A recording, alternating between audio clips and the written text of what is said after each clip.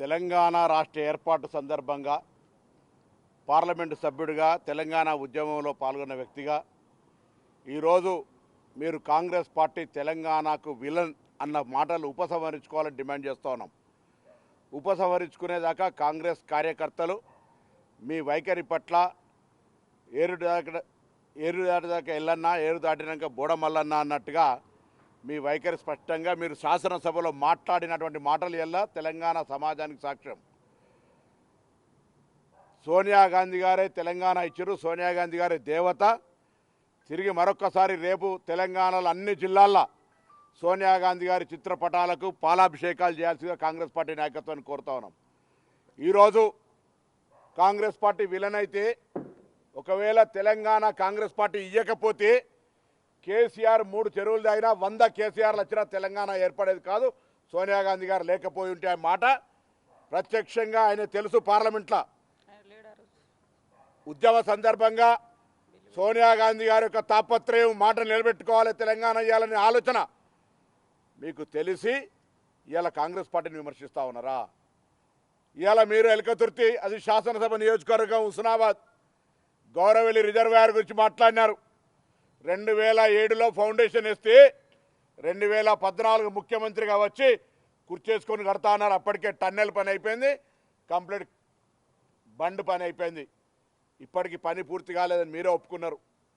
అంతేకాదు ఇలా ఆ ఎలకతుర్తి సాక్షిగా మీ నాయకులు అక్కడ పాపం మీటింగ్కు జనం రాకపోతే పోలీసుల మీద నెపడినట్టు, లేకపోతే మేము ఎక్కువ సతాయిస్తున్నామని చెప్పి మాట్లాడిన దయాకర్ రావు, పల్లా రాజేశ్వరరెడ్డిని పంపండి.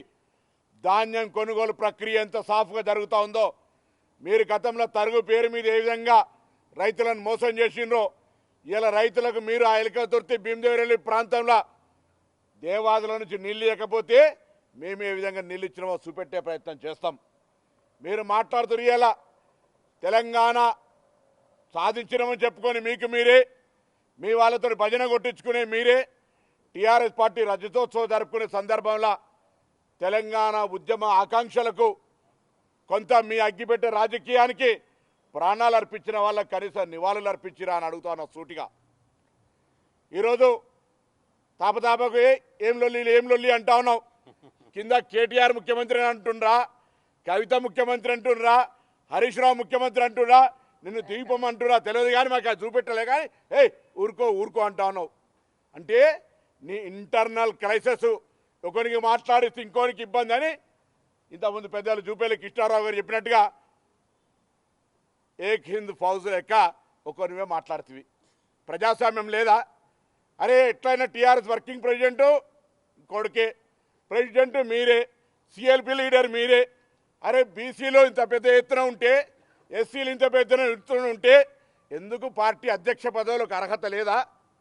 శాసనసభ పక్ష నాయకత్వం చేయలేరా?